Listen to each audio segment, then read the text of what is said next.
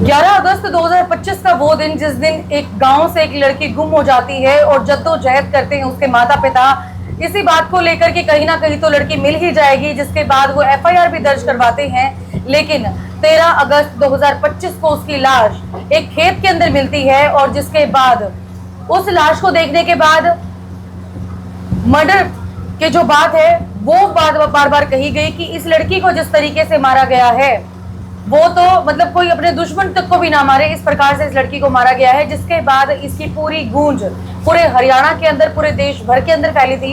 और मैं बात कर रही हूँ भिवानी के लोहारू की रहने वाली मनीषा की, जिसका मामला बहुत ज्यादा हाईलाइट हुआ था और बाद में जो धरना प्रदर्शन था वो इसी बात पर खत्म हुआ था कि सीबीआई इन्वेस्टिगेशन होगी, क्योंकि कहीं ना कहीं माता पिता को इस बात को लेकर 100% श्योर थे कि अगर सीबीआई इन्वेस्टिगेशन इसके अंदर हो जाती है तो इनकी बेटी को और इनके परिवार को पूरे तरीके से न्याय मिलेगा।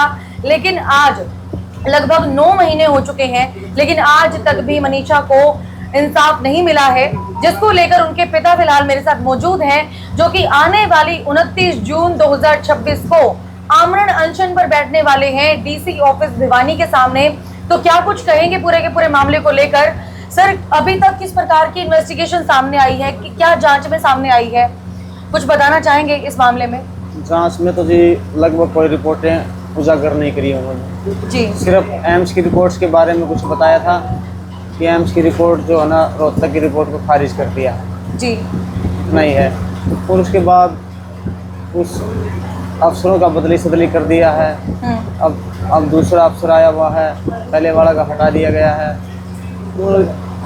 ये तो कोई उम्मीद बची है कि उम्मीद जांच में वही चीजें आएंगी जो घटती जा रही है कि भाई जिस तरीके से एक उम्मीद के साथ सीबीआई को जांच सौंपी गई थी जी कि देश की सबसे बड़ी एजेंसी है और स्पष्ट जांच करके देगी, पता लगेगा भाई लड़की के साथ इस तरीके से मर्डर हुआ है, कौन अपराधी हैं, उनका सबका पता लगेगा, मगर लग नहीं रहा जी ऐसा कुछ।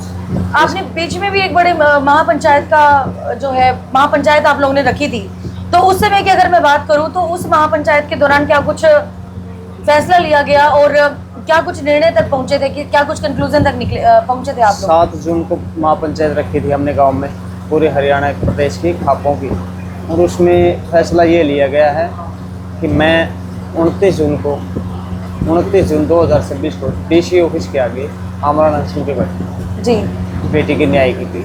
तो आपको क्या लगता है कि जो पुलिस प्रशासन है या अधिकारी हैं वो प्रेशर में आएंगे और आने के बाद जो आप चाहते हैं एक कंक्लूजन निकालना और ये जानना कि उसका मर्डर अगर किया था तो वो किसने किया था और सुसाइड किया था तो वो क्यों किया था, तो उन बातों तक आप पहुंच पाएंगे? हम यही तो मांग रहे हैं, सच्चाई तो मांग रहे हैं कि जो भी हुआ है लड़की के साथ मर्डर हुआ है, जिस तरीके से मर्डर हुआ है उसका पता तो लगे किसने किया है। और वो सुसाइड को तो हम तो मान ही नहीं रहे, वो तो सुसाइड था ही नहीं है।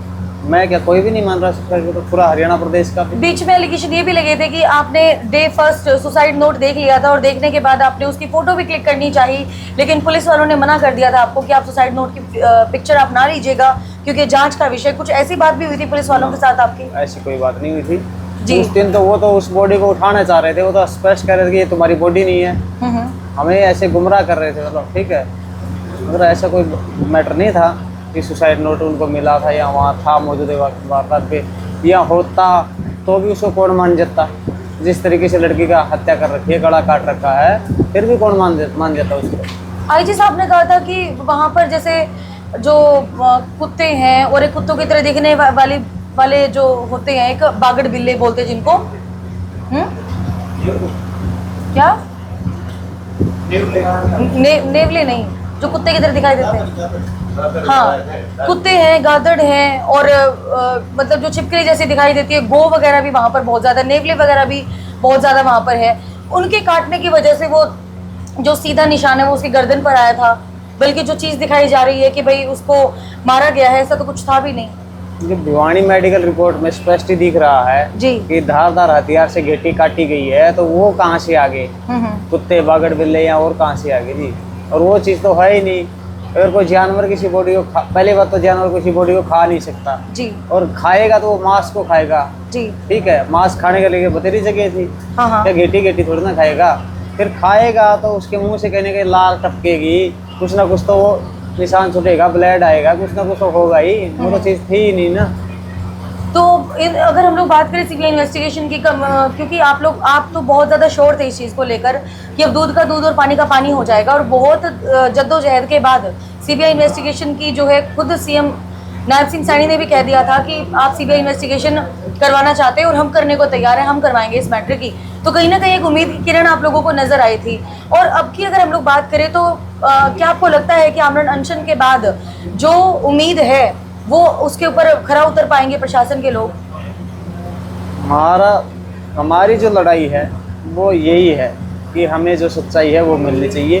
बेटी के साथ जो घटना घटी है उसका हमें पता लगे।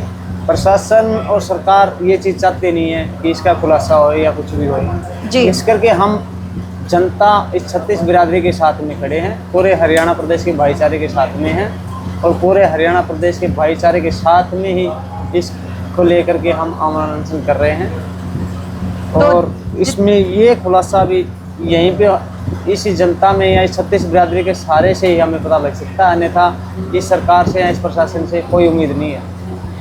तो जितने भी लोग आपको देख पा रहे हैं हरियाणा से या किसी भी जिले से, तो उन लोगों से आप क्या अपील करना चाहेंगे हमारे चैनल के माध्यम से? अपील आपको पता ही है, बेटी के न्याय की बात है जी। मैं पूरे हरियाणा प्रदेश के और संगठन से, सामाजिक संगठनों से या खापों से जितने भी हैं उनसे एक ही अपील करता हूं कि आने वाले 29 तारीख को 29 जून 2026 को मैं डीसी ऑफिस के आगे अनशन में बैठूंगा और पूरा समाज इस बेटी के न्याय की लड़ाई में मेरा साथ दे। जी, बहुत बहुत धन्यवाद। तो ये मनीषा के पिता थे जो 9 महीने तक इंतजार में थे कि इनकी बेटी को न्याय मिले और दूध का दूध पानी का पानी होना चाहिए।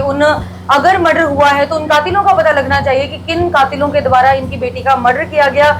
लेकिन 9 महीने तक इनके हाथ में अभी तक कुछ भी नहीं आया। सिर्फ और सिर्फ एक उम्मीद की किरण तब भी जागी थी जब रोहतक की रिपोर्ट को बिल्कुल सिरे से नकार दिया गया था गुड़गांव एम्स के द्वारा। लेकिन जब इनको कहीं से भी न्याय नहीं मिला, चाहे वो प्रशासन की तरफ से हो, अधिकारियों की तरफ से हो या फिर वो सरकार की तरफ से हो, तो उसके बाद इन्होंने एक फैसला लिया है बहुत बड़ा कि आने वाली 29 जून 2026 को ये आमरण अनशन पर बैठेंगे डीसी ऑफिस भिवानी के बाहर। और उसके बाद देखने वाली बात ये होगी कि इस मामले में क्या कुछ चीजें निकल कर आती है। क्या अधिकारी प्रशासन प्रेशर में आने के बाद, सरकार प्रेशर में आने के बाद जो मनीषा का परिवार है उनको न्याय दिला पाने में सफल हो पाएगी या नहीं हो पाएगी, इस चीज को लेकर अपनी राय देना ना भूलिएगा। बने रहे हरियाणा लेटेस्ट अपडेट के साथ। मैं सौम्या माथुर आप सभी दर्शकों से लेती हूँ इजाजत। नमस्कार।